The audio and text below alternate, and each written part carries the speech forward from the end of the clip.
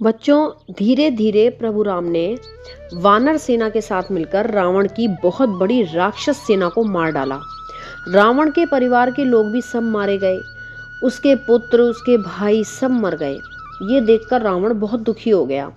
रावण की हालत देखकर उसकी पत्नी मंदोदरी ने फिर रावण को समझाया कि तुम प्रभु श्री राम के पास वापस जाओ और उनसे माफी मांगकर सीता जी को उन्हें वापस लौटा दो। लेकिन रावण तो बहुत घमंड से भरा हुआ था। वो कहाँ मंदोदरी की बात मानने वाला था। वो फिर जाकर श्री राम से लड़ने लगा।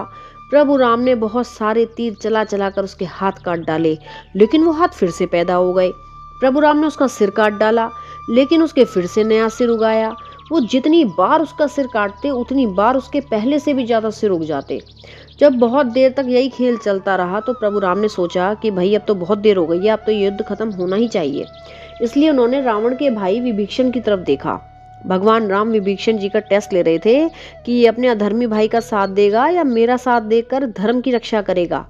लेकिन विभीषण जी ने धर्म का साथ दिया। उन्होंने प्रभु राम का साथ दिया।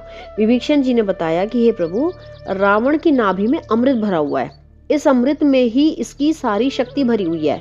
इसलिए जब तक आप इसकी नाभि में बाण नहीं मारेंगे तब तक ये नहीं मरेगा। ये सुनकर प्रभु राम ने अपने हाथों में बहुत भयानक बाण उठा लिए। जैसे ही भगवान राम ने उसे मारने के लिए बाण उठाए, वैसे ही बहुत तेज तेज प्रचंड हवाएं चलने लगी। पृथ्वी हिलने लगी। सारे बादल खून और धूल की बारिश करने लगे। ये सब देखकर देवता भी डर के मारे कांपने लगे। तब भगवान राम ने 31 यानी 31 बाण एक साथ छोड़ दिए। वो बाण रावण की तरफ ऐसे चले जैसे 31 सांप चले हो। एक बाण ने नाभि के पूरे अमृत को सुखा दिया। जो बाकी 30 बाण उसके सिर और हाथों में जाकर लगे। किसी बाण ने उसका सिर काट डाला, किसी ने हाथ काट डाले।